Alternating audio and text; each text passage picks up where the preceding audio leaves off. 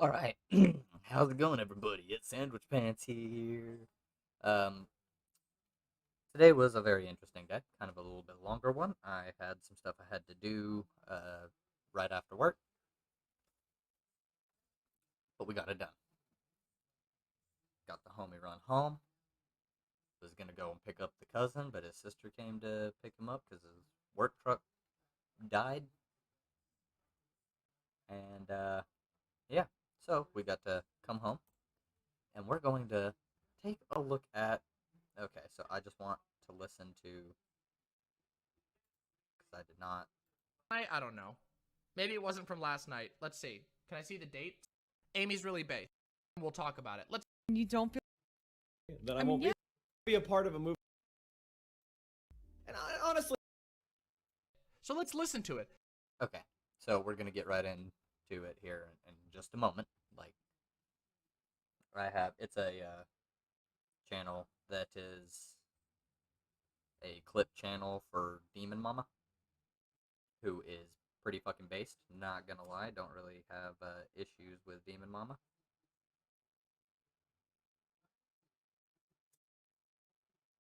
And in fact, I like her content.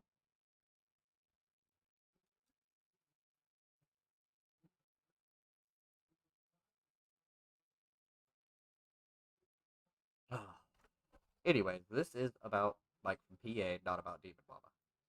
Goes full class reductionist and cringe rant. Okay, yeah, this is true. He does. I've listened to this rant before. But I want to go ahead and mention what the hell class reductionism even is. Who are you, Ellie? I have no idea who Ellie is, but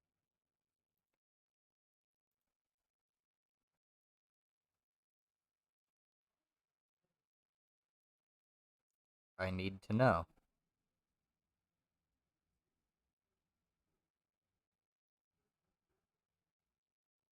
Did you post the clip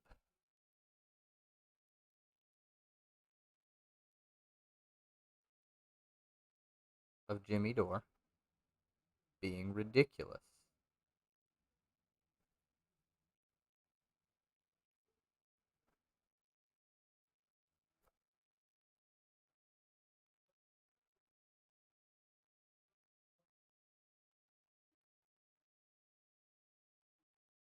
Yeah, of course he would have been a red coat. Um, I do not see it, but there is a clip of known dumb fuck Jimmy Dore. This is something else I want to cover.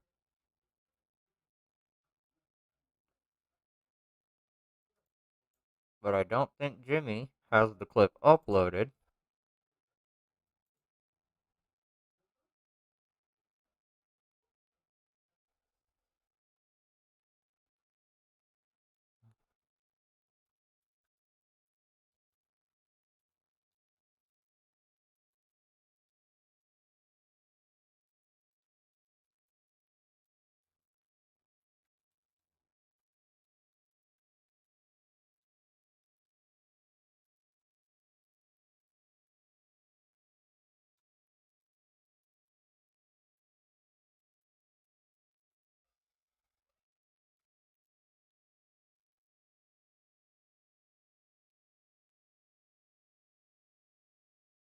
Na, na, na, na, na, na.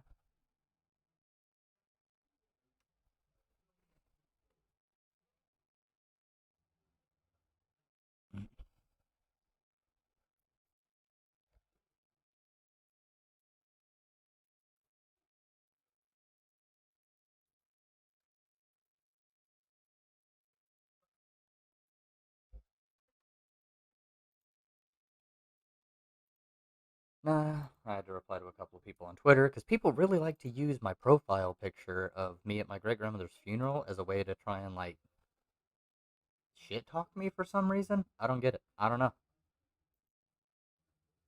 It just tells me that these absolute fucking morons do not know anything and they have no actual arguments.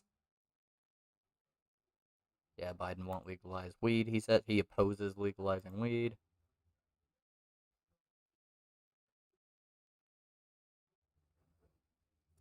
End of Trump derangement. Yeah, I notice how he likes to defend. Yeah, look at let's just look at this real quick. This is just the Jimmy Dore show catalog.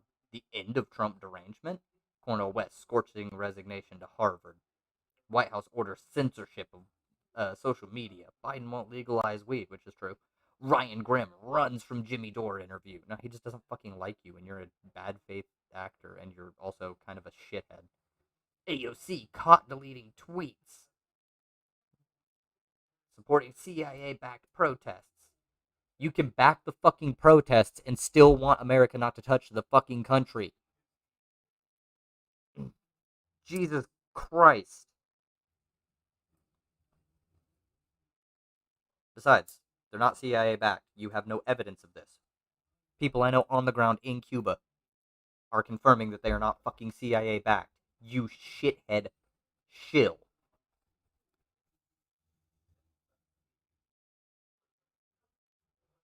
Oh, Russiagate, Russiagate, let me defend Trump and Putin and Assad and brutal, fucking horrible right-wing dictators. But I'm a leftist. My name is Jimmy Dore and I'm a leftist.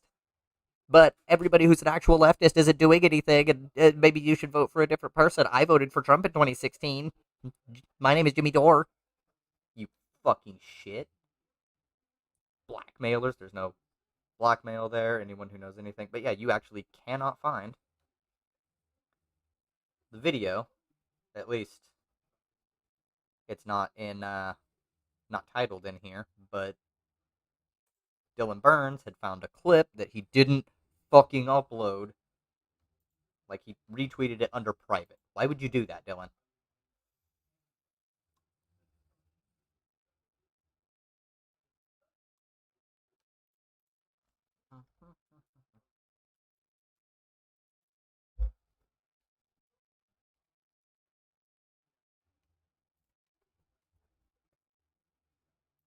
Like she could nuke Syria, who just doesn't really care 4 to 8 years of blood infection. We need this. The purpose of this was, but the worst thing you should do is die. We did the, and so if somebody isn't a concern, yet he opposes it. So they want to push those sick people off on the government. And that's exactly what they did. Okay, so he listens to bits This of this. does all of this. Turn for all been huge. So what you take the ACNs since for a help Bezos. Where is a section where Jimmy is speaking, Dylan? Like, this is your tweet. And those down on their luck. He's gonna be the one to purity. Here. July 15th. Okay, so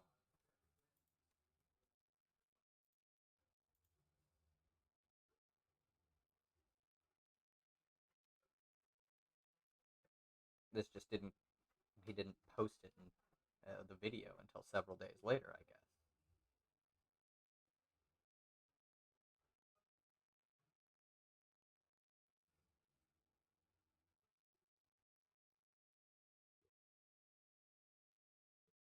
You tweet so fucking much, bro.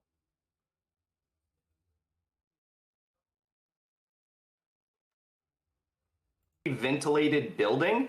There was a massive gaping hole on the top of the roof. There was open windows. It wasn't a one-story building. There were people in the lower floors of the building. Chlorine gas is heavier than air. It sank to the lower levels, which is where most of the corpses were found. It was not a highly contained building. There were open windows. EOS, but yeah.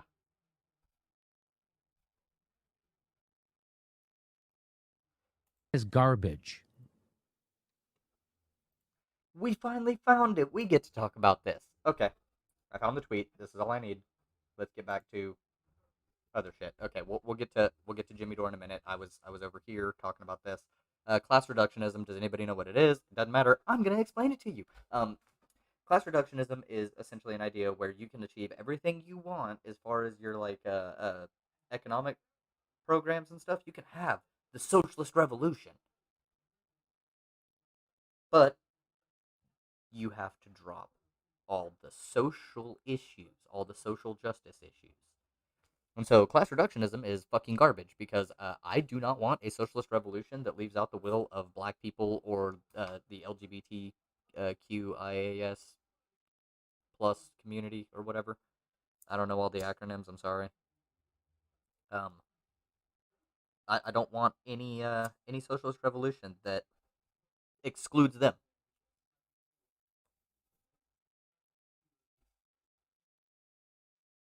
Don't give a fuck. Nope. If we don't have the input of all the marginalized people, of all people, I don't want it. Like, fuck off. So class reductionism, you can really just boil it down to, you want a movement that reduces all the problems in society down to class.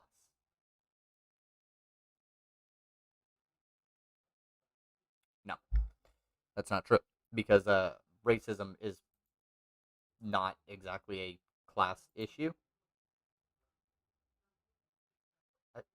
Why did you? It's not what I want. I just want the quality. Yeah, see, it says 1080p HD quality, but Let's hear the dumbass shit fresh, and then we'll talk about it. Let's go. Let's talk about it. And honestly, I don't want to be a part of a movement that doesn't want me there anyway. Like, you know what I mean? Like, okay, then I won't be there. If there is hostility there and you don't feel like you belong, then you're going to feel that discomfort. And the delusion that, you know, we can, quote, liberate ourselves. I don't even know what the fuck that means, to be honest with you. Like, what, a population of 16% of this country is going to, like, what, take over? Like, what is the strategy here? The only strategy, and the well, Mike doesn't ever actually talk about strategy, and he's going to mention his quote-unquote strategy, but only thing that works is a class-based strategy. We know what people that like puts Mike class use this first. as. There, I said it. I fucking said it. Class. You could almost say we could reduce the movement down to class, right? Because that's the only thing that unites people. Now, obviously, we don't want to uphold white supremacy or other bullshit. Obviously, destroying white supremacy is necessary to destroy capitalism. Yeah, he just said it. Protest capitalism. Yeah. But, he just said it. Like, come on, man. Keep your eye on the fucking ball. I've been saying this from the, I mean, not to like go off the narrative entirely, but I've been saying this from the jump. Like, and we've seen some whispers that. So I've let this run for 3 minutes without pausing it. yeah. I don't know if they get more into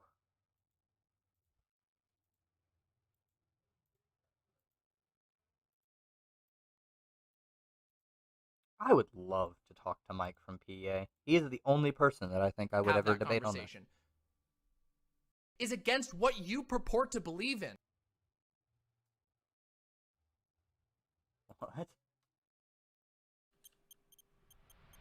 I got a lot of CP. No, that is not, no. Shut the fuck up, you fucking idiots. It says it right here on the screen. Feds, fuck off. Ladies and gentlemen, we got him. We got them, is what that said, by the way. Just so you know. Thank you, Dylan Burns. I'm going to go ahead and like these.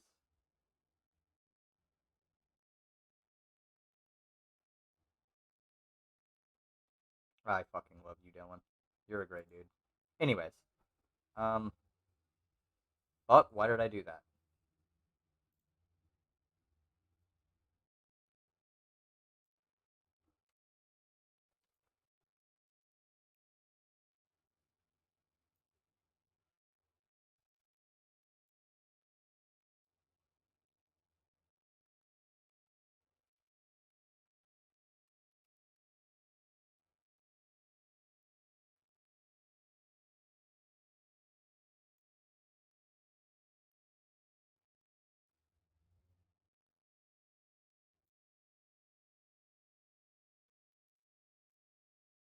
Why that is garbage.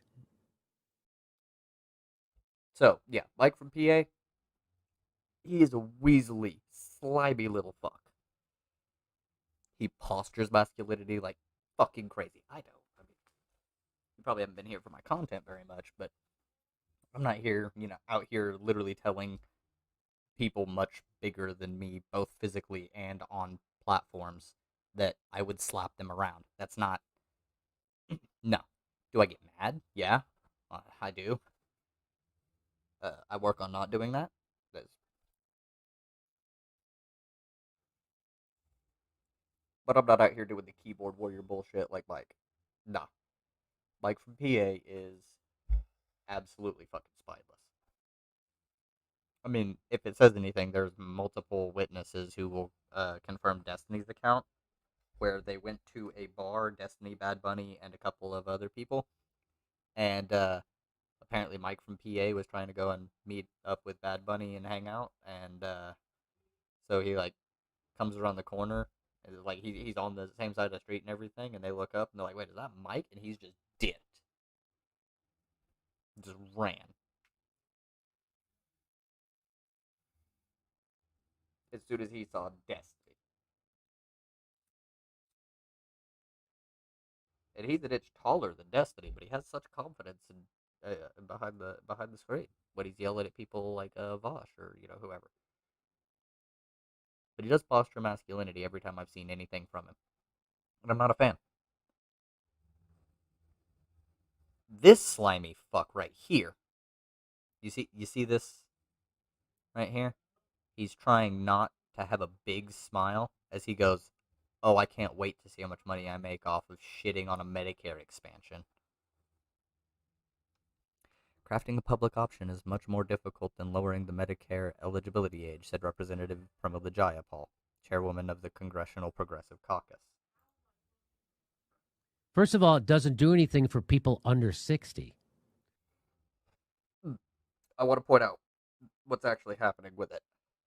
So there's a Medicare expansion that is being proposed by Pramila Jayapal, and it is to lower the eligibility age to 60 years old, so it's a 5-year reduction, as well as expanding Medicare to include dental, vision, and I think hearing, but I'm not 100% sure on that last one. But it does include vision and dental being covered under Medicare. Okay, right? Medicare covering vision and dental, two things it hasn't. I want you to listen to what Jimmy Dore says when it comes to insurance companies and stuff. Listen to this. Listen to this. Second of all, that's another giveaway to the health insurance companies. How could that be, Jimmy? Because the sickest people that the health insurers have to insure are the 60 to 65-year-old people. They're the ones who are taking up all their money. So they want to push those. No, I haven't yet. If you have a link, could you send it to me? Either here in this chat or in Discord, doesn't matter to me. Those sick people off on the government. And that's exactly what they did. So now their profits are going to go up because of this. The 60 to 65-year-old people suck their profits out. Now the government's going to pay it. They don't. That's not how that works. See, here's the deal. The profits actually come from the old people. They don't actually eat into the profits. Most of their profits come from old people. That's just an objective fact. That is just reality. Let me change my camera around a little bit. I'm sorry. But no, that is just objective reality. Insurance companies. Thank you, Ian. Insurance companies make most of their profit off of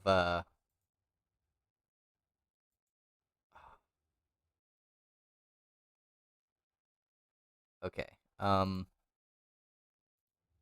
have to see if I can get it to.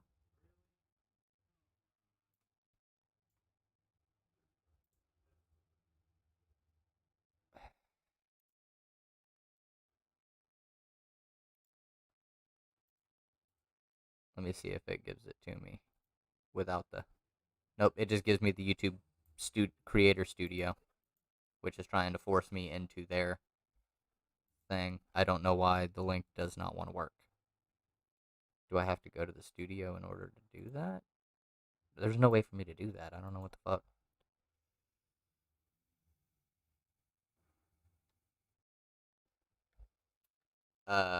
I'll look at it.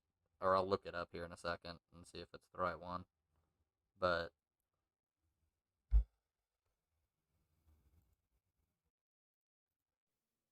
Now, I'm going to tell you why that is garbage. First of all, it doesn't do anything for people under 60. Second of all, that's another giveaway to the health insurance companies. How could that be, Jimmy? Because the sickest people that the health insurers have to insure are the 60 to 65-year-old people. They're the ones who are taking up all their money. So they want to push those sick people off on the government. And that's exactly what they did. So now their profits are going to go up because of this. The 60 to 65-year-old people suck their profits out. Now, no, they don't. That's not how that works. That's not how it works. The government's going to pay it. Now, I'm going to tell you why that is garbage. First of all, so, let me point out some problems with this. No, most of an insurance company's profits come from the fact that they insure older people and they can charge older people more money for things overall. Just saying.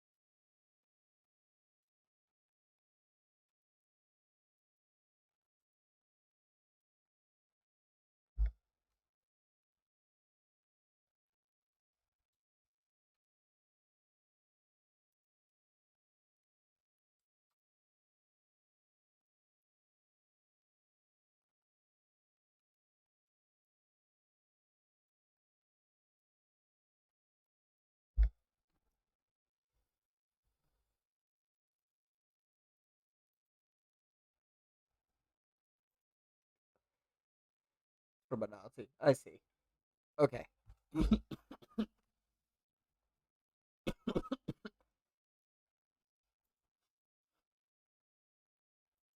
fuck. Now that had to be dealt with, though. I'm sorry. I got this right here. So what we've got is with Jimmy Dore and the healthcare thing. So old people get charged more and whatnot. Removing them actually removes things that health care providers or health insurance, I should say, that health insurance companies can actually charge for. Jimmy Dore is a fucking hack. All he is doing is trying to oppose things that the Democrats do. If it's not full on Medicare for all, then he's against it. Medicare expansions are steps you can take to Medicare for all because guess what? You lower the eligibility age to 60, boom, people get in. You lower it to 55, people get in. You lower it to 45, people get in. You lower it to 35, people get in. You lower it to 25, more people on. And then you just eliminate it and cover everybody. Like you eliminate the eligibility age. Boom. Done. Does it take a little while? Yes.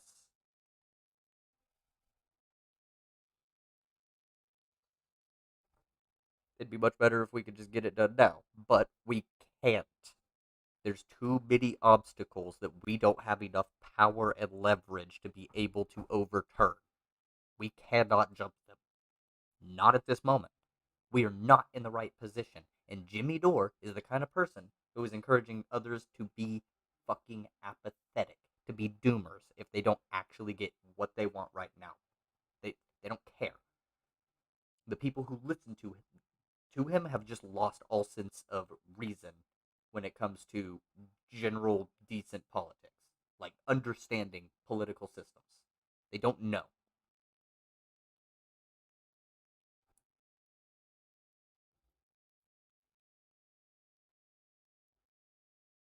Like, come on. So he's just opposing something because it's Democrats proposing it that's not just immediate Medicare for all. I don't understand this. public option is kind of hard to craft because you have to be able, like, you have to set like the way the pricing and shit works, and you have to undercut the actual companies doing it right now.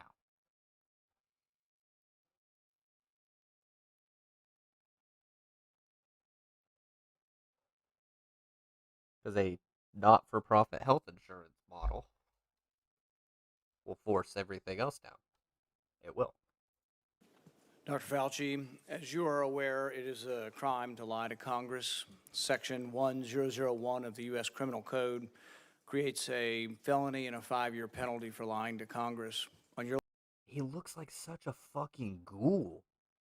last trip to our committee on May 11th, you stated that the NIH has not ever and does not now fund gain-of-function research in the Wuhan Institute of Virology. And yet, gain-of-function research was done entirely in the Wuhan Institute by Dr. Shi and was funded by the NIH. I'd like to ask unanimous consent to insert into the record the Wuhan virology paper entitled Discovery of a Rich Gene Pool of Bat SARS-Related Coronaviruses. Please deliver a copy of the journal article to Dr. Fauci. In this paper, Dr. Shi credits the NIH and lists the actual number of the grant that she was given by the NIH. In this paper, she took 2 bat coronavirus genes, spike genes, and combined them with a SARS-related backbone to create new viruses that are not found in nature. These lab-created viruses were then shown to replicate in humans. These experiments combine genetic information from different coronaviruses that infect animals but not humans to create novel artificial viruses able to infect human cells. Viruses that in nature only infect animals were manipulated in the Wuhan lab to gain the function of infecting humans. This research fits the definition of the research that the NIH said was subject to the pause in 2014 to 2017, a pause in funding on gain of function.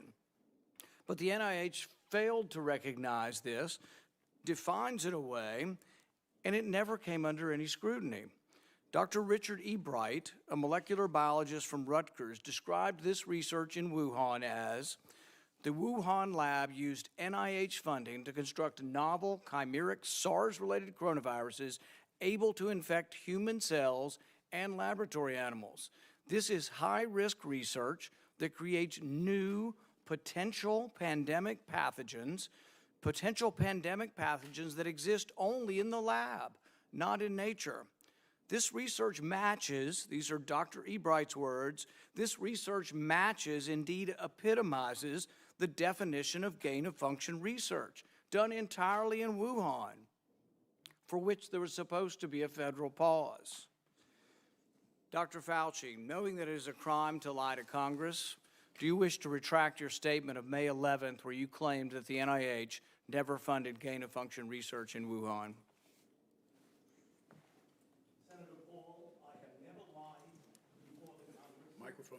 Your microphone. Senator Paul, I have never lied before the Congress, and I do not retract that statement. This paper that you are referring to was judged by qualified staff up and down the chain as not being gain of function. Let me finish. You take an animal virus and you increase its transmissibility to humans, right. You're saying that's not gain of function? Yeah, that is correct. And Senator Paul, you do not know what you are talking about, quite frankly. And I want to say that officially. You do not know what you are talking about. Okay, you get one person. Let's read from the NIH definition of gain of function. This is your definition that you guys wrote.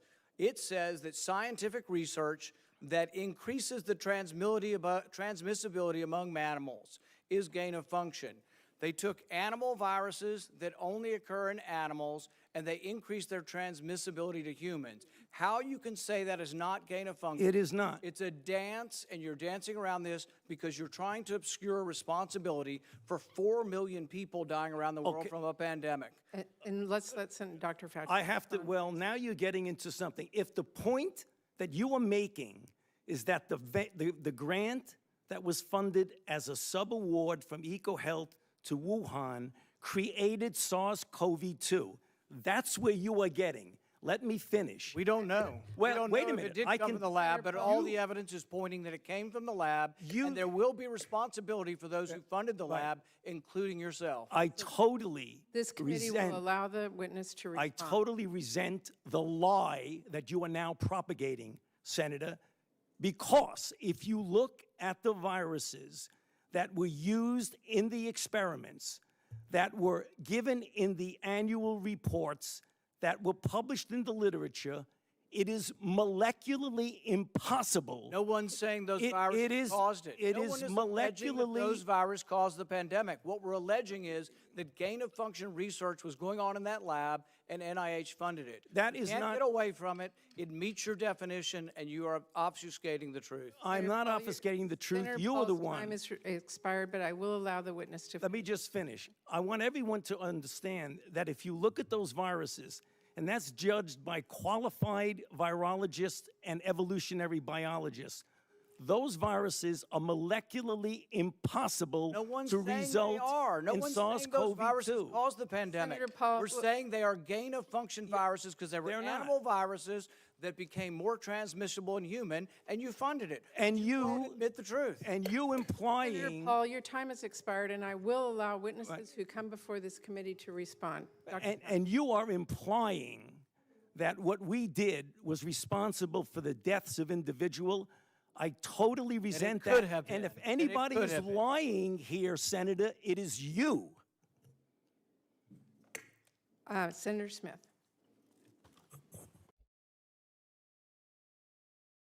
Now, to be fair, he did kind of dodge that because he's saying that Paul's thing was that the grant was used in gain-of-function research, but there's no way to actually prove that that's actually the case.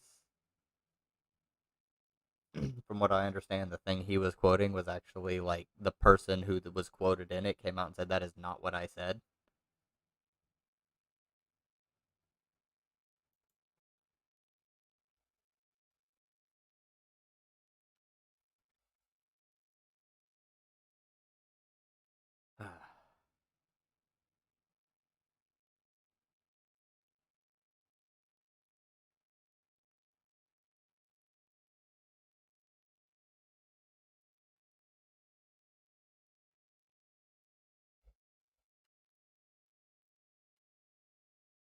Ooh.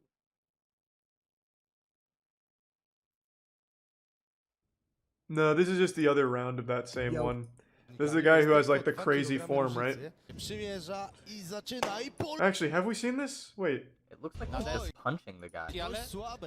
No, that is new. I was wrong. I thought this guy was this guy.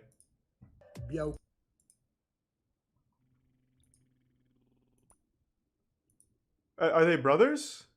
This guy looks like They have the a same higher shaped head, though. level boss of this guy. Like, he looks like he would be the bodyguard. See, like they both got the. Of his brother. Holy shit. Okay, so this is new then. Fuck yeah. And also, if these two guys don't know each other, they should meet. A jego przeciwnikiem będzie Piccolo. I'm pulling for Piccolo. Let's go. But that was also in the Do they test for steroids? Come on. Yeah, they make sure you're on steroids before entering. If you're not, you're not welcome. Right back. on this. Jesus Christ, this guy should compete. What the fuck? Look at this kaiju standing behind him. This guy's massive.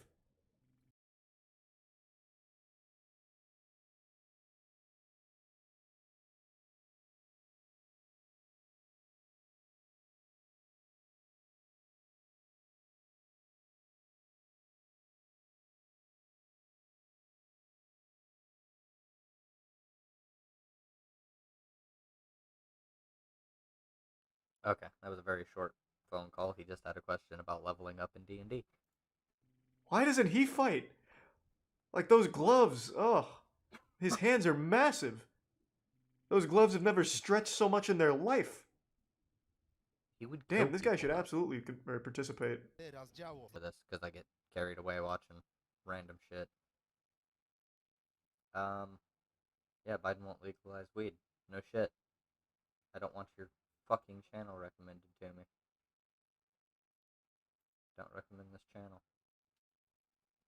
I know I look it up a lot, but I don't want you recommending it to me. Fuck you. I don't want Jimmy Dore on my timeline.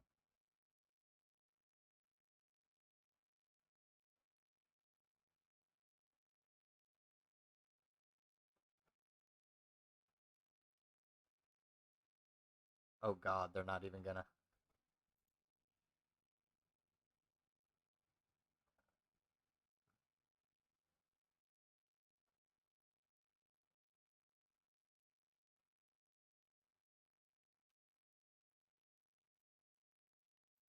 Okay.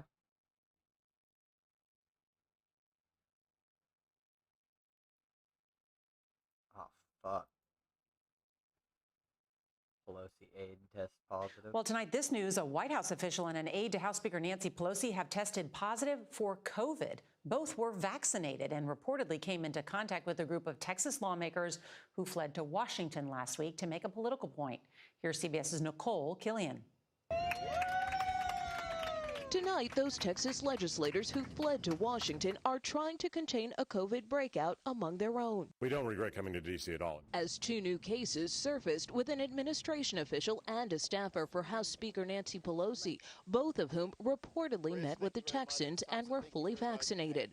The spread forced the White House to defend its own COVID protocols, adding the infected staffer was now working off-site and showing only mild symptoms, and acknowledged other breakthrough infections. The White House Medical Unit has conducted contact tracing interviews and determined no close contacts among White House principals or staff or the president. The senior spokesperson infected in Speaker Pelosi's office worked with the Texas delegation last week, but he had no contact with the speaker. It has only more reason for all of us to be vaccinated as he was. Wear a mask, take every. Do you think it's time to bring masks back to the Capitol, maybe? Well, that'll be up to the Capitol physician. The speaker is also reviewing more additions to a House Select Committee investigating the January 6th attack, after Minority Leader Kevin McCarthy named 5 Republicans to the panel. At least 3 voted to overturn the 2020 election results, and Pelosi can veto his picks. Why would she not? I wouldn't understand why she would not. It'd just be more politics. The speaker won't. Yeah, well, I mean, it's because these people are fucking ludicrous. Say if she'll veto Leader McCarthy's choices, but did say how lawmakers voted on the election is not a criteria for service. Next week, the Select Committee will hold its first hearing with police officers who were on the front lines during the Capitol attack. Nora? Nicole. It actually gives her leverage if she goes And all late in, this if she goes all in on allowing people from the Republican Party in on the thing. It goes like it benefits her politically.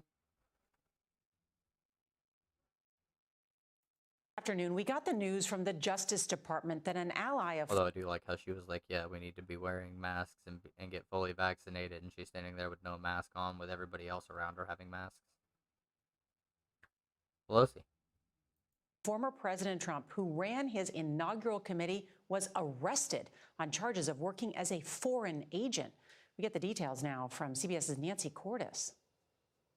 Trump confidant Tom Barrack is charged with using their longtime friendship to unlawfully influence the Trump administration and to obtain information about the foreign policy positions of the United States government. Prosecutors say Barrack was working at the direction of senior officials from the United Arab Emirates, an oil-rich Middle Eastern country. Tom Barrack. Why do you even need to mention the oil-rich part?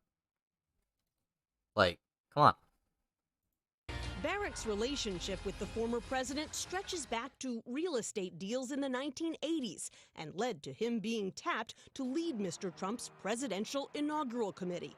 The indictment says Barrack successfully added UAE-friendly language to Trump's speeches. We'll work with our Gulf allies to develop a positive energy relationship. After that address in 2016, Barrack's main UAE contact, who was also indicted, emailed him to say, "Amazing, congrats on the great job today." Barrack joins a long list of indicted Trump associates, including, most recently, Alan Weisselberg, the former CFO of the Trump Organization. We reached out to Barrack's lawyer, who said in a statement that Barrack is not guilty. Of course, the lawyer can't just be like, yeah, you're guilty. My client is guilty. They can't do that. That's not what a lawyer does.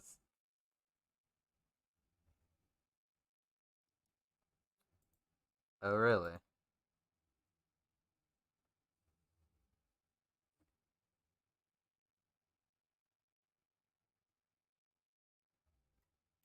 You know what? We're going to go into that after we check a little bit more news. Democrats say that it's not them that's trying to kill the bipartisan infrastructure bill, but Republicans by not voting on this motion to proceed tomorrow, pointing to the fact that it's been done many times. So what is your response? Are you wanting this bill to die? Senator Blunt covered that. The majority leader will not be slowed down by having this motion to proceed to the bill defeated. All that does is give him the opportunity to move to reconsider, and at whatever point the bipartisan deal comes together, we can reconsider the vote, and then he'd have the option to lay that down as a substitute. In other words, no time is lost by adhering to a very simple principle. We're not going to the bill until we know what the bill is. Yeah. Leader McConnell, you've been vocal back in Kentucky, particularly about ending the UI plus up, the COVID relief money that's gone out. Are you concerned about shutdowns and the possibility for all of this inflation that you all talked about, for some of that to be hitting Americans at home again if they're asked to stay home with an increase in cases? Well, what I'm concerned about at the moment is paying people more to stay home than to go back to work. 25 states have discontinued the federal $300 a week bonus. It's having a positive effect. I'll give you an example. I was on a Zoom call recently with some people in my state who also run businesses in Indiana. The Kentucky governor has said we want to keep the bonus. The Indiana governor said no thanks. The very next day after the Indiana governor said we're going to discontinue the $300 a week bonus, they got 200 job applications. I'm hearing that from everyone. In addition to the wave of inflation that you've already heard all of us talking about, the economy does not need this tax and spending spree. It's lifting on its own as we come out of this. The way to defeat getting back into the position we were last year is to get vaccinated. This is not complicated. 97% of the people who are in the hospital now for COVID are unvaccinated. So if there's anybody out there willing to listen, get vaccinated. Leader McConnell, on that note, the Republican governor of Utah said this weekend that conservative talking heads are, quote, literally killing their supporters. Would you speak out against people who are actually speaking out against the vaccine? I don't know how I could be any more clear than I have been. I've been saying the same thing about vaccinations all along the way. Others can say whatever they choose to say, but this is something I think I'm a good example of, something I know the answer to. It is not at all unclear that the way to avoid getting back in the hospital is to get vaccinated. Now, this is true. I have never seen Mitch McConnell just say not to get vaccinated. This is what makes Mitch McConnell so fucking dangerous to everything in America. He's not completely dumb. He knows what he's doing.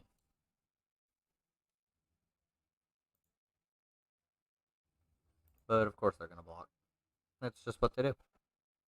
So we're going to get the $3.5 trillion reconciliation bill through, because fuck them. If you hang out in leftist circles on Twitter or YouTube for long enough, you will no doubt come into contact with the term National Bolshevism. National Bolsheviks, or Nazbols for short, are members of a fringe political ideology that seeks to synthesize the social positions of Nazism, specifically notions of racial superiority, with the economic and populist views of Marxist socialism. But this definition, referring to a specific party effectively upheld by a lone political party in Russia, the National Bolshevik Party, has long since been abandoned in favor of a more broad, more damning, and ultimately more culturally relevant definition. These days, leftist content creators like Vosh refer to some as descending into what he calls the Nazbol vortex, which is to say that communists, Marxists, and leftists become so militant and class reductionist in both their aims and their overarching objectives that they engage in socially conservative and regressive rhetoric. Often, those on the left will hide their true intentions but not outright advocate for class reductionism or language that endorses National Bolshevik-like policies, but rather they'll bemoan the rise of identity politics, by which they mean anything that concerns a demographic other than the working class. The reality, of course, is that it is very easy to... I found a correction here. It's not a bemoaning of identity politics, because people who aren't Nazbols don't like identity politics, liberal identity politics specifically. It's a disregard for intersectionality. Anything that's not a class-based issue, they don't give a fuck about. And that's the issue. It's not necessarily identity politics. So that's one correction I found in the New American Left video. This was completely impromptu. Didn't expect this. To denounce things This is completely impromptu. You're not interested in as identity politics, when they don't directly affect you. It's easy to say LGBTQ plus rights, black rights, women's rights, etc. do not matter when you don't fall into any of these categories, or you think somehow that these kinds of bigotry reduce to considerations of class, when they very clearly do not. It would be easy for me, given my previous videos, to suggest that ideologies like Maoism and Marxism-Leninism are ultimately National Bolshevik ideologies given their focus on nationalism, at times ultranationalism, and sometimes their focus on ethnic superiority, best evidenced by the racist undertones of modern Chinese society. This, however, is lazy. I don't think it's fair to characterize these ideologies as National Bolshevik, and I think that though nationalism may arise as a consequence of their implementation, it is not a necessary property of them as prescribed by their original progenitors, in this case Lenin, Stalin, and Mao. The only large-scale political ideology that can even be fairly characterized as National Bolshevik, or adjacent to National Bolshevism, would be Strasserism, an offshoot of Nazism developed by Otto and Gregor Strasser, who maintained many of the social and racial views of the Nazi Party, but desired a greater emphasis on socialist economic policies. Yep, and that's what draws the fucking Nazbol vortex together. This is a 10-minute video, and we are going to use it as critique as I would pretty much anything else. So I will be critiquing this video. I found one correction so far. Other than that, so far, very solid. Very solid. I like it. Since I live stream, and this is a clearly made, edited video, there's a difference in quality.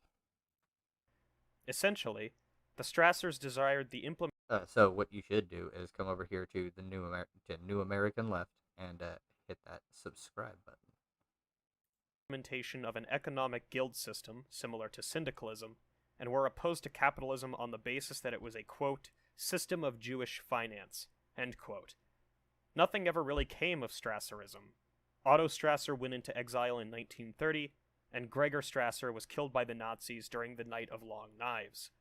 So if National Bolshevism and Strasserism were never actually implemented on a large scale, what do people mean when they say things are National Bolshevik?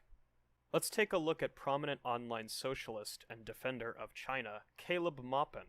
an individual who, among other things, has often been painted as being sympathetic to National Bolshevism. Caleb Maupin was first accused of having socially conservative sympathies by the channel Thought Slime. Caleb was then compelled to respond to this video in a 27-minute reply entitled... Wait, what?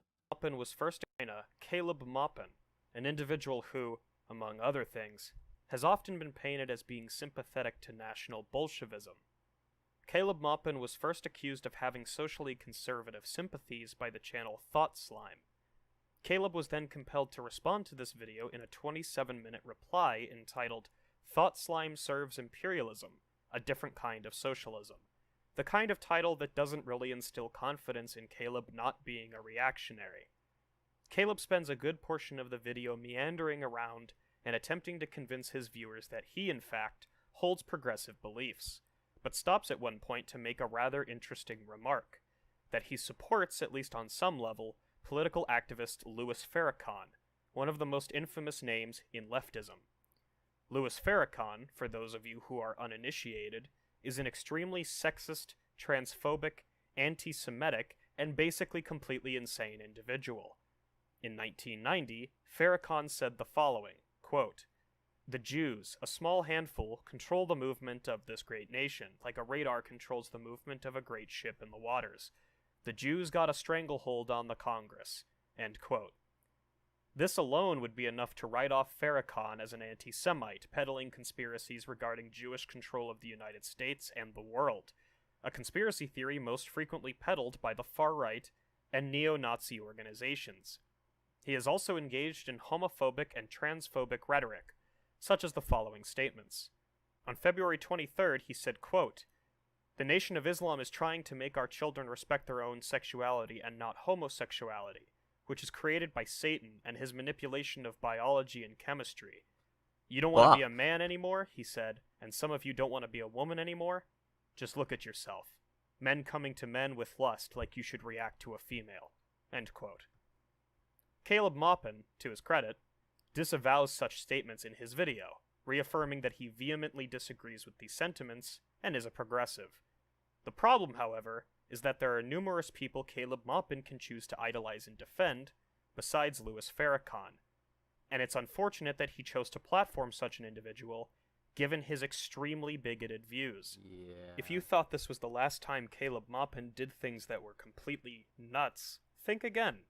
He actually appeared with prominent National Bolsheviks at the, quote, Prime Nazbol Conference, end quote, among them Alexander Dugin, a known fascist. Here's what he said at that conference. You know, during the presidential election, you know, I'm a leftist, I come out of a left background, but I saw Donald Trump speak, and there were many times that he spoke, and I applauded. I heard him talk about how, you know, there's this elite. This is Dugin, based on the picture I just saw. Alexander Dugin, Russian political analyst. What is he saying? What? Oh. Alexander Gilyevich Dugin is a Russian political analyst and strategist known for his fascist views. That is not loyal to the United States, these international bankers. I applauded when he said that. When he talked about how, you know, in Syria, or in Iraq and all these countries, we have attacked them, and the result has been terrorism getting stronger, and that the U.S. population is gaining nothing from these wars. I applauded when he said that. But in many ways, Trump was better than Hillary Clinton when it came to the concerns that are important to me. Another example of an... What? Oh my fucking god.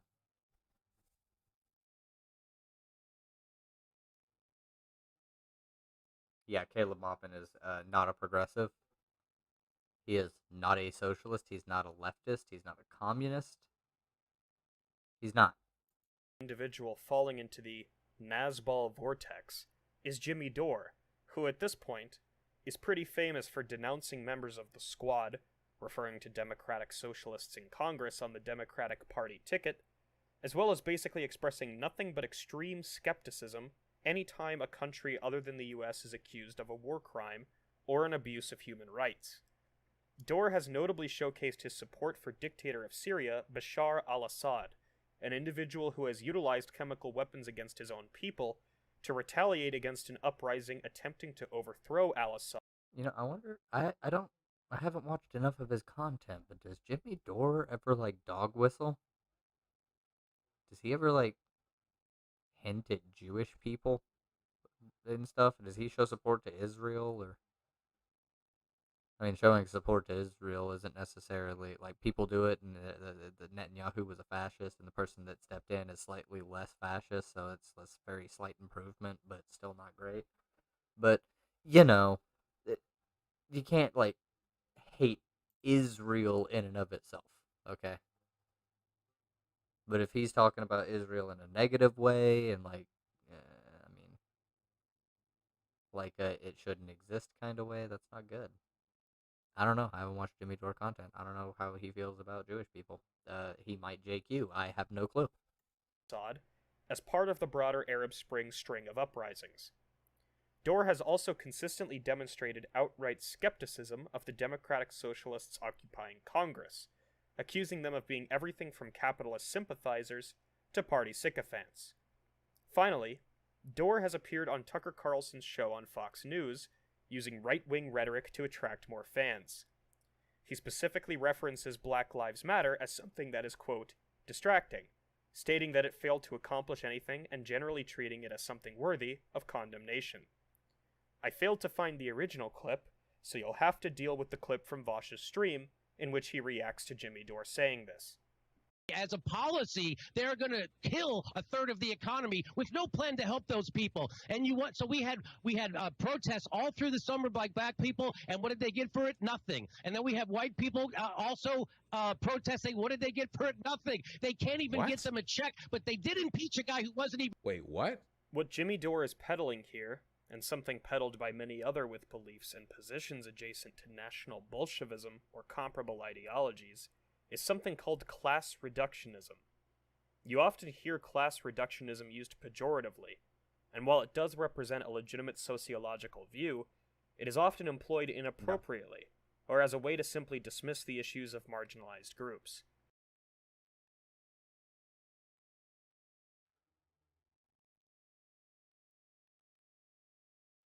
Yep. This will not work. Broadly, class reductionism is the view that all problems reduced to considerations of class, or are secondary to class. That is to say, the priority of any leftist movement should be class first, other marginalized groups later.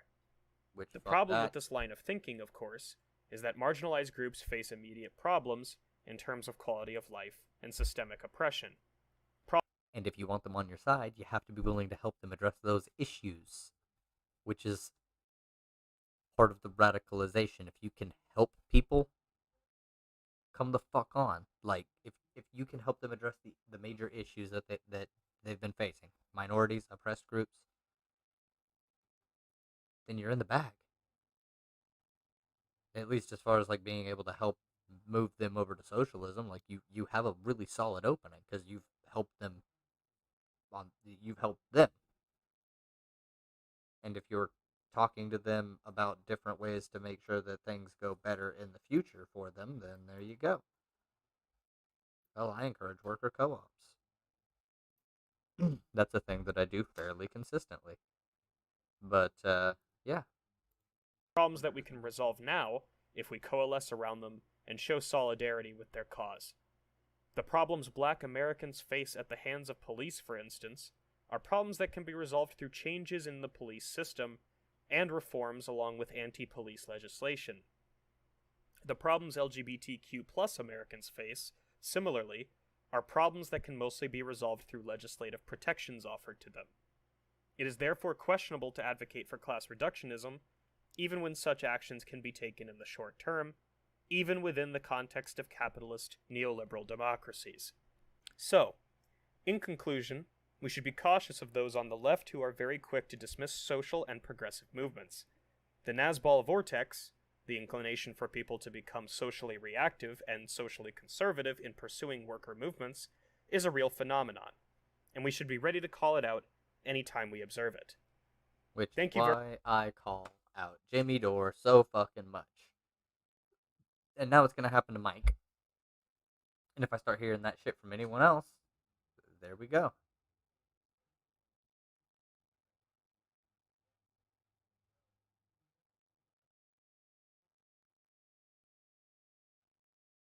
Ah,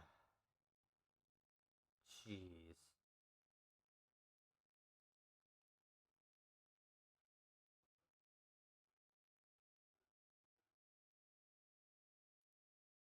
What?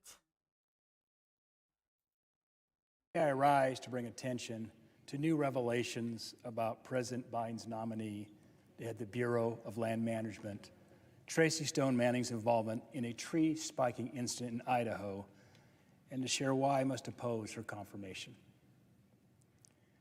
I would have welcomed having a nominee with such strong ties to Montana to be the director of the Bureau of Land Management. And until recently, I believed, as did most Montanans, that based on her... Okay, I have to know.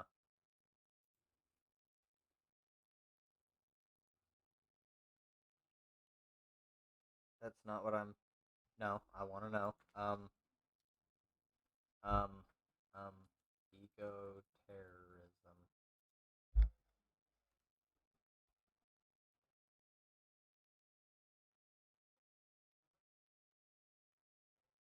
What? No. Fuck you, USA Today. What? What? Is USA Today some fucking... Don't care. Go away.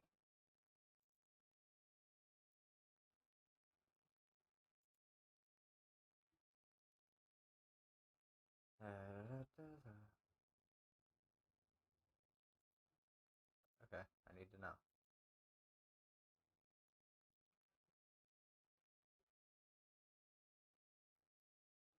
I have to know.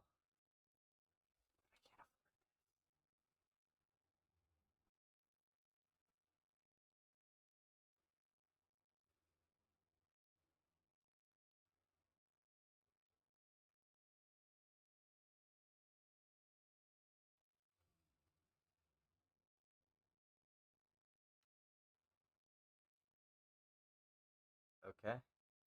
Biden's monkey wrencher. The disturbing story of nominee Tracy Stone Manning and Earth First by Kimberly A. Strassel.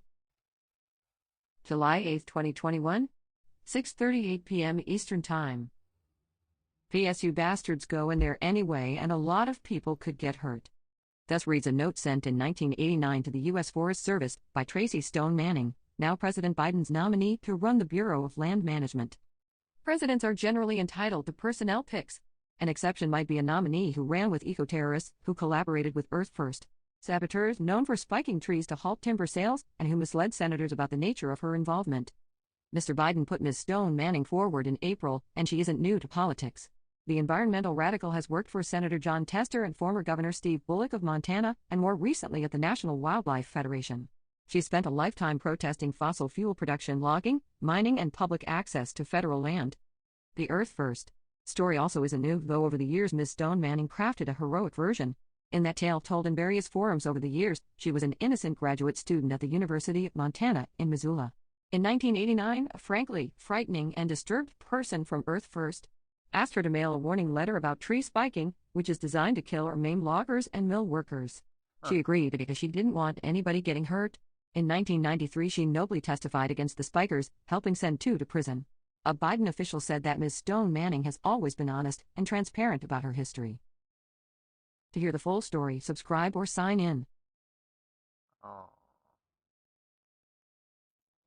This is why nobody likes news companies. Alright, can I read the letter? Oh my god.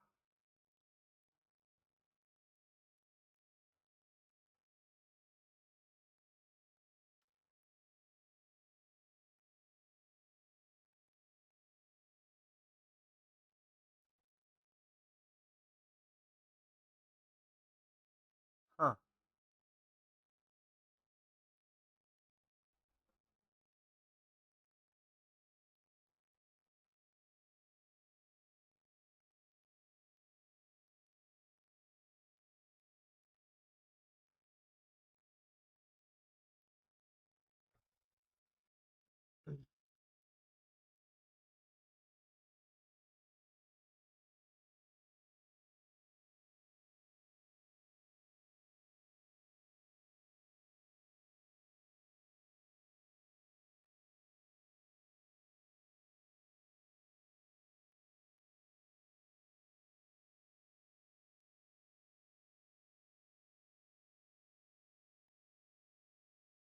Wow.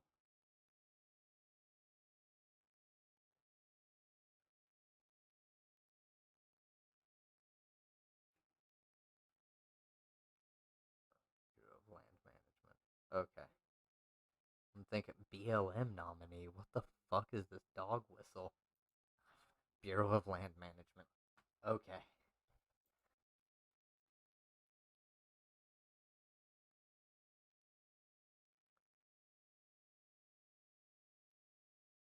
Okay. If confirmed, Stone Manning will be tasked with winding down oil and gas drilling on federal acreage and helping set aside nearly a third of the nation's land for conservation. Good. Those efforts to tackle climate change and protect habitat face intense opposition from Republicans, of course, who says Biden's environmental agenda will kill jobs. Let me point out something to these Republican pieces of shit. Most of the younger demographics don't give a fuck about your job killing bullshit. That means that it won't allow jobs to expand more, which nobody fucking cares.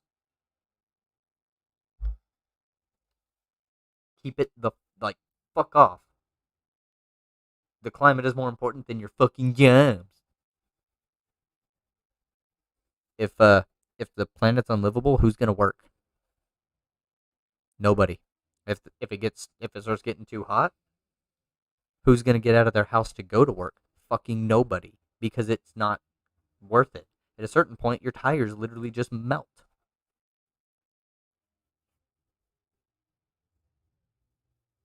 It's probably really high temperatures, but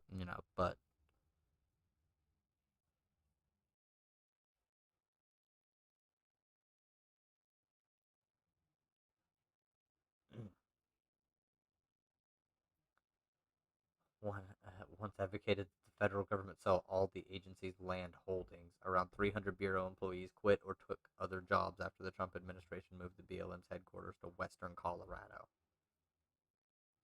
Oh my god.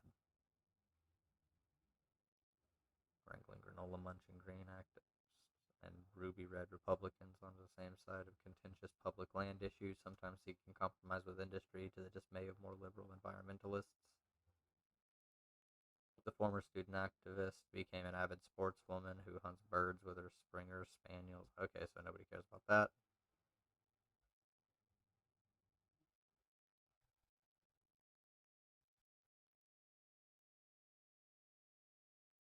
Okay. Nobody cares. Alright.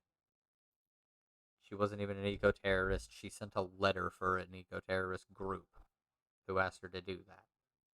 So what?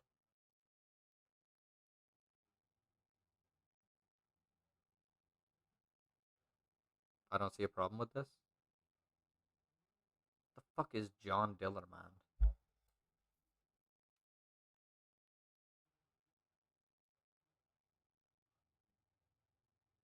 Well, everything he does is bad.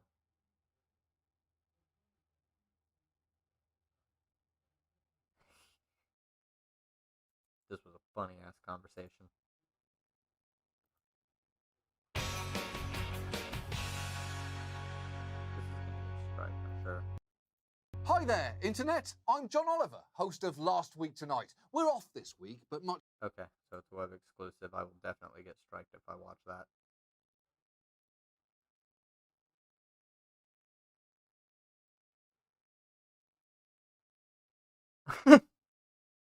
Jeez.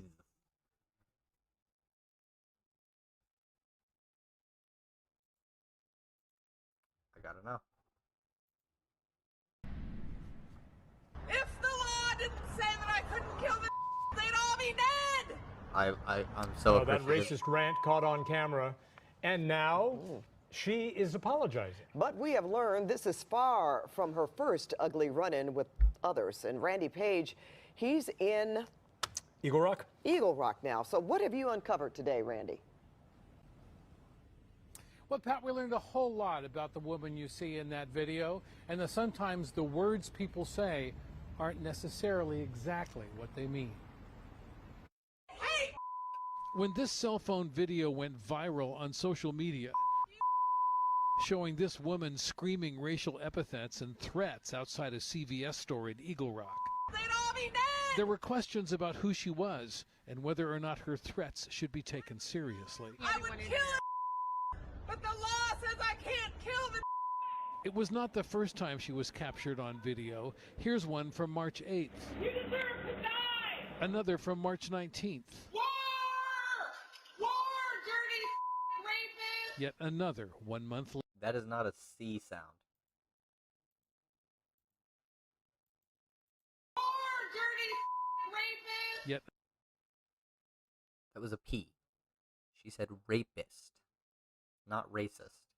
another 1 month later. I'll slit your throat, you ugly stalking. Security camera video captured from Tony Toscano's home just across the street. Stalking. I would describe it as a nightmare. Tony Toscano grew up in this modest Eagle Rock home. He's now moved back in to protect his elderly parents from the neighbors across the street. She will call us, racial slurs. She'll start making threats to kill us. She thinks that we're out to kill her. Tony helped his parents install the cameras, file police reports, and get a restraining order. Why? Because they're here again. Why? His cameras captured a visit in December by police. Nazi Gestapo. They're actors dressed up in cop uniforms. Never return. Garbage. Her issues are certainly with mental health. Get inside, please. Stalking. Stop it right now. Tony Toscano identifies his nightmare neighbors as Heather Patton and Lloyd Sigler. He shared this heartbreaking video showing Heather's husband desperately trying to calm her down before police are called. It's heartbreaking because you see the torment that they're both going through. I love you. I want them dead. Today, a woman identifying herself as Heather Patton posted an online apology saying in part, "African Americans helped build this country, and I hate that I insulted the millions of them. I have lost my job, which I totally would agree on. Please allow me to rekindle the love we shall all share amongst each other." And in a separate post, she writes simply, "Please forgive me."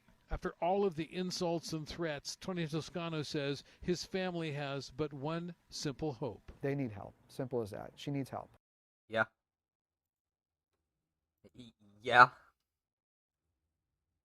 I did not know that, but she definitely does need help, which is why we need Medicare for all, so that we can make mental health care part of the system and make it free at the point of service, so that taxes just cover that, and it'll be cheaper than what we actually pay now. So yeah, Little Dicky rips fucking bars. All right.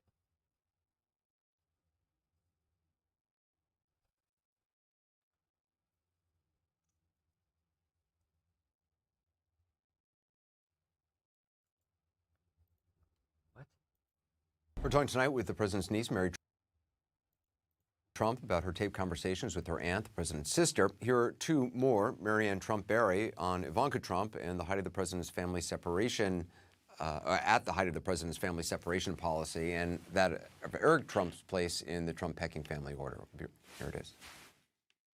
When that damn Ivanka puts this picture of the Madonna and child on Instagram, when the big news of the day was how kids are being ripped from their families. I couldn't blame. I never heard of Samantha Bee before. I couldn't blame what she said. And meanwhile, Eric's become the moron publicly. Ivanka gives a shit. It's all about her. Yeah, she's a mini Donald. She's a mini Donald, but yet he's besotted with her. He always has been. She's always been his favorite. Of course. Yeah, I don't give a fuck about your analysis. Is there any more?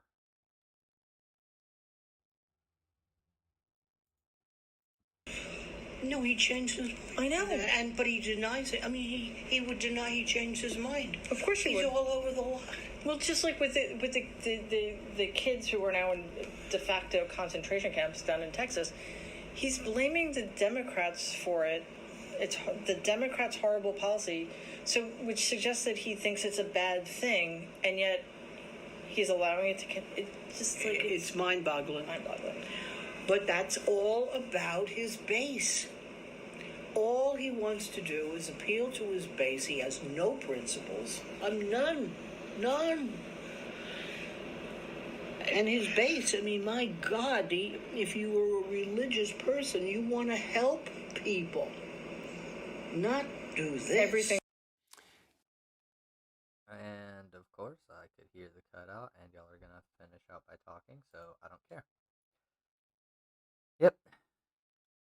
I didn't like Ivanka, I didn't like Trump, I didn't like any person that they did bring in.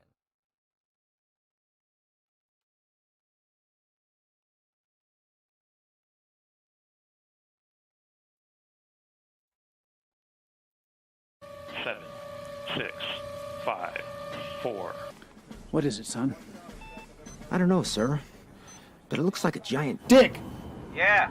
Take a look out of starboard. 2, 1.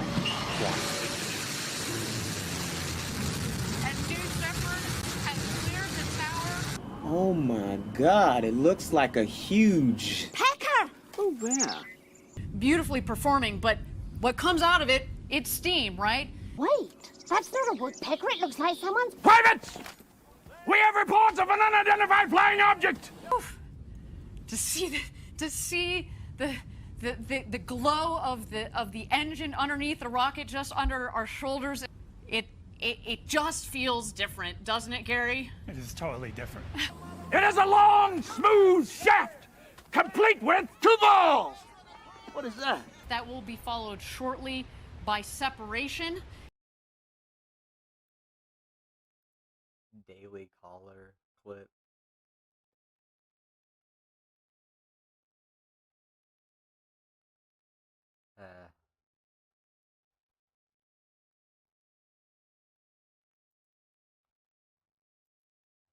Now, here's the deal. You're making fun of Bezos' rocket for looking like a dick, and that was funny. I'm not gonna lie. But here's the deal. You're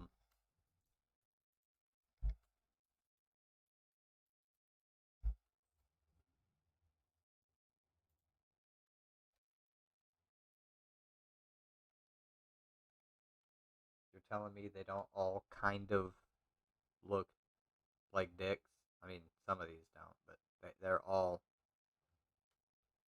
vaguely reminiscent of penises.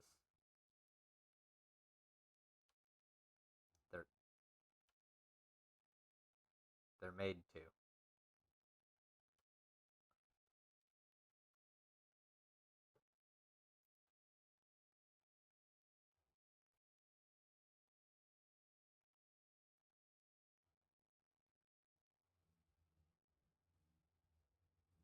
It's not a Tool album. Right? I don't know. Did they come out with a new... I don't know.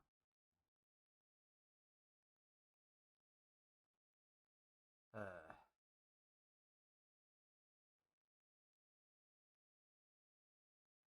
minute, and it's... Okay, well...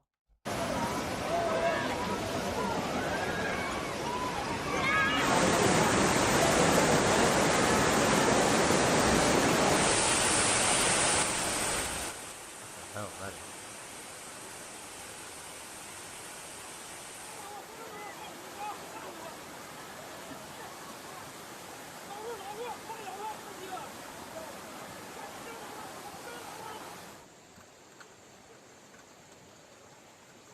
Wow. That isn't good. Again, climate change. This is why we need immediate action on climate policies.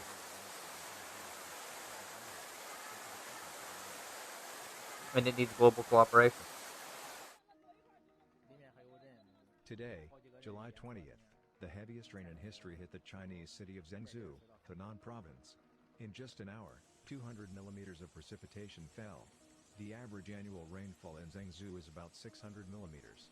What is happening there now looks like the apocalypse. The whole city is flooded with water, cars are floating along the streets. Residents of the city climbed trees and waited for rescue. The subway cars are flooded, the passengers are helpless. 7 inches all at once. Like. Houses and walls collapsed and several bridges were washed away. More than 20 dead. Many are missing, hundreds are trapped. The damage is enormous. What is this? This is July.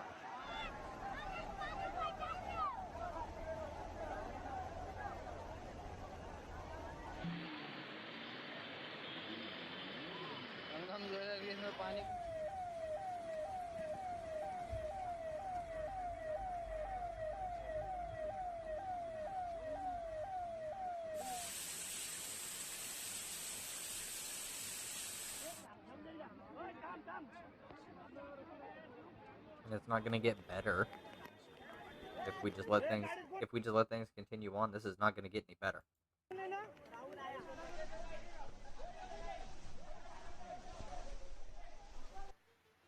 Heavy rain on Sunday night caused havoc in India's financial capital Mumbai. The downpour lasted more than a day. Many areas were flooded. More than 250 millimeters of precipitation fell. This led to landslides that led to the tragedy. More than 30 people have died in the collapse of houses. Mumbai, with a population of over 12 million, has regular heavy rains during the rainy season. This often leads to collapsing buildings, especially in poor areas with poorly built houses. In addition, the nature of precipitation over India has changed recently. Prolonged dry periods are interspersed with short periods of heavy rainfall during the rainy season. In fact, heavy rainfall has tripled over the past 70 years. The annual flooding in Mumbai may be the result of an observed change in rainfall patterns, leaving hundreds of thousands of people vulnerable to risks. Look at this.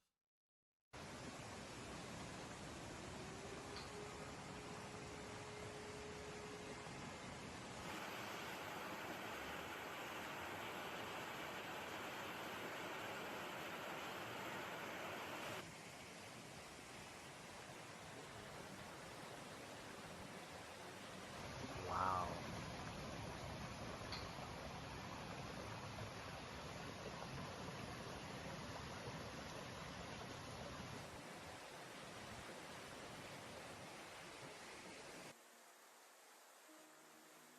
On Saturday 17th of July, the Austrian region of Salzburg was hit by heavy rain. The result was high water levels and landslides. The town of Hallen was particularly affected, where the river overflowed its banks. Water masses flooded most of the old city. People even had to be rescued from the danger zone by helicopter. Mayor Alexander Stan Gassinger spoke of disaster on Saturday night. The population was asked to stay in their homes, not to enter underground garages and basements, and stay away from river dams. A school in the Bergfried district has created temporary shelters for those whose apartments were not available. More than 200 firefighters fought against the elements that day. Fortunately, today it is known that there are no wounded or missing, but the damage is enormous.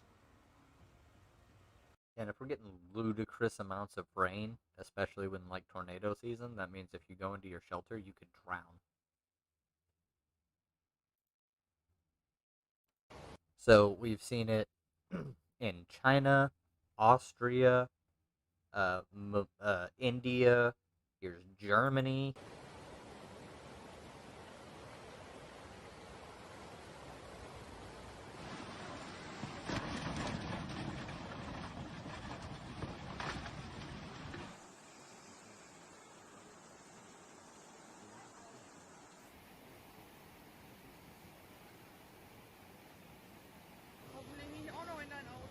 We're going over climate shit right now. We're just seeing how bad things can be at our current levels of things. It's not, I don't know why I keep pausing, but it's not like people are talking on this. It's only the rushing water sounds. Oh, nein!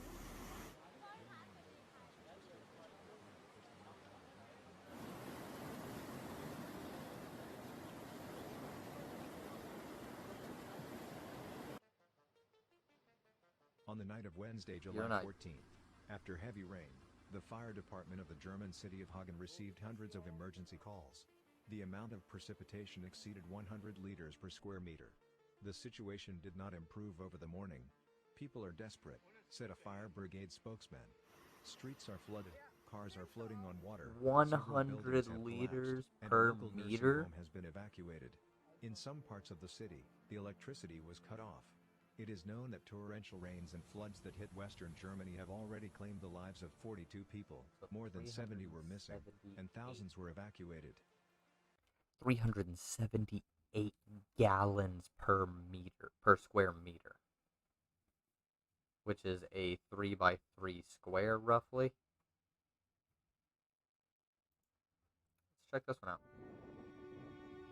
In hindsight, 2020 will be remembered in the U.S. for the devastating pandemic, crippling unemployment, and unprecedented political myopia. Looks like pronghorn antelope poop on cow poop. Climatologically, the Atlantic hurricane season exceeded records, with 30 named storms, 12 of which landed on the continental U.S. The western U.S. endured the most active wildfire year on record, and the global average annual temperature was the second warmest on record and the fifth warmest on record in the U.S. For bands of storm chasers trying to escape it all, 2020 was...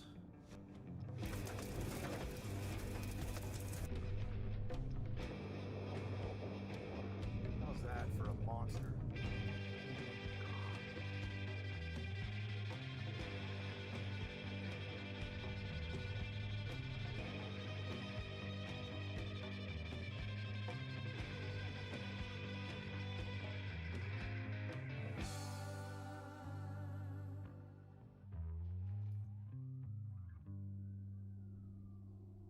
Thank you for putting that in there. I wish I'd have known. On Easter Sunday, a large, extremely dangerous, long-tracking tornado was underway in Mississippi.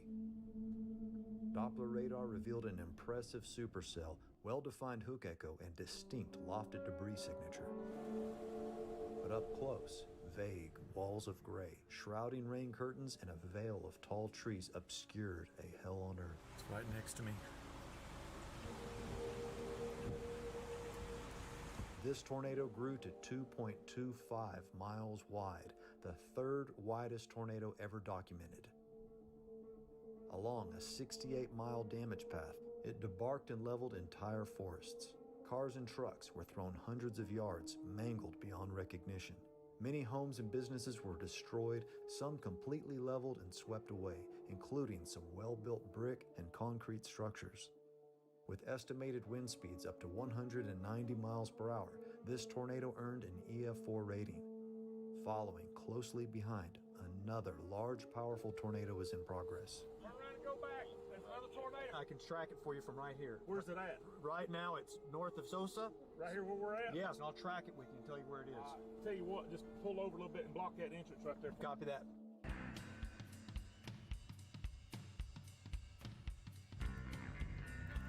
Seven days later, another significant tornado risk targeted Mississippi. Wide tornado. Chasing over the previous week's damage paths compounded the danger. You can see fucking two of them. They're gonna form together because there's this one right here and it's starting to form, and there's this one right here that's starting to form. More tornado damage. Maybe? Oh, maybe that was just angle.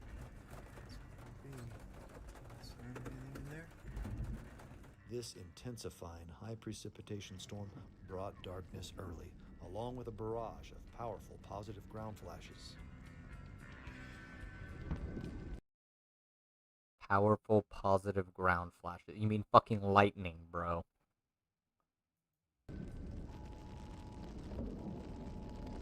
High frequency lightning activity, and these are the big ones. These are the big daddies. Not only do positive ground flashes look different, they often sound different. Oh, okay. So I did not know this.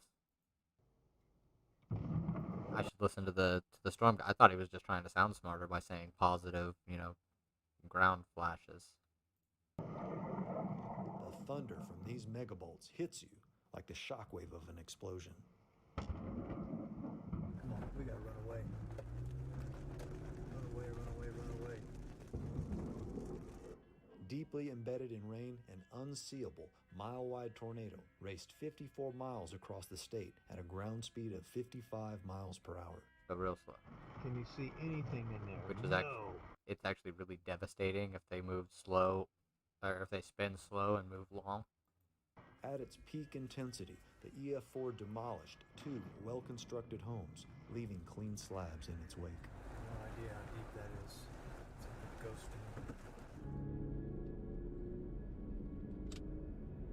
Medill, yeah.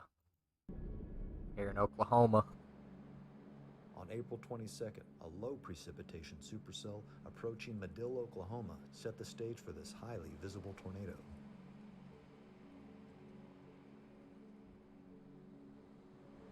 I have to run away.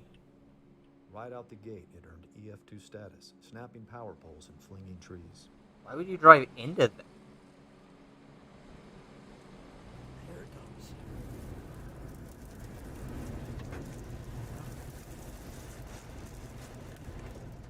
That's close.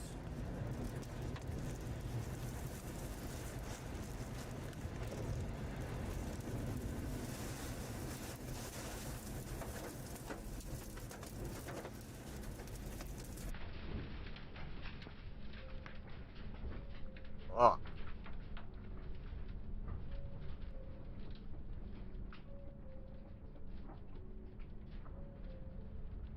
Look at this.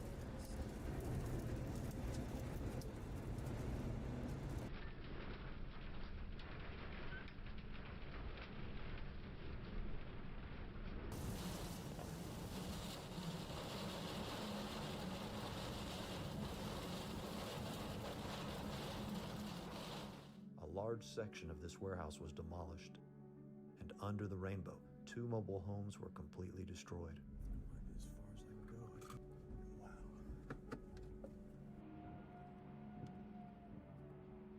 You can see it retracting.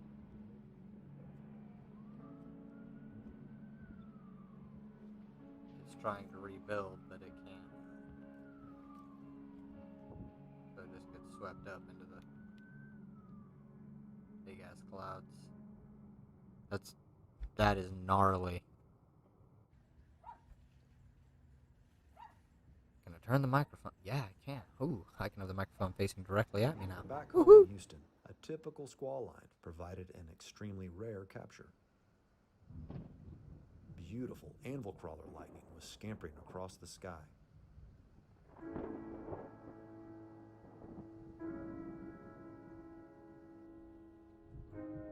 While one dramatic burst was decaying, a separate flash brought its leaders within the vicinity.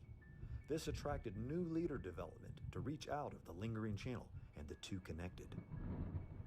Lightning striking lightning. That's cool as fuck. That is super cool. Motivates ants to work so dang hard. It's got to be the queen, right? I just gave the harvester ants here an M&M, and I imagined a hard worker who's been laboring his whole life to win sweet favor of the queen, approaching her and saying, "Behold, your highness, I bring you golden chocolate." But it might have backfired because they took the peanut and clogged the hole with it.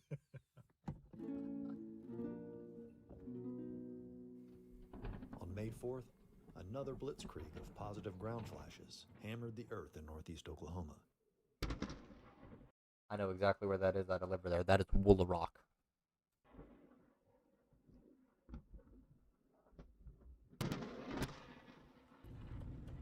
Been here. I was here in this same spot last year. I think I was chasing the exact same storm. This time, the tornado reports were negative. In strong contrast to 2019, chaseable storms in Tornado Alley this May favored linear modes.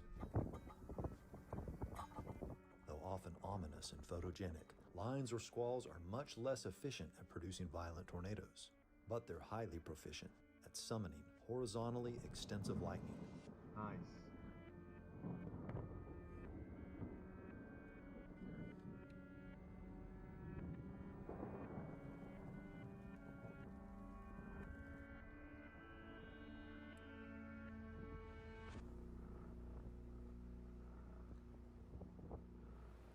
The storm mode, responsible for the majority of the world's violent tornadoes, are supercells. Oh no. But in May 2020, even supercells were struggling. Brief spin up.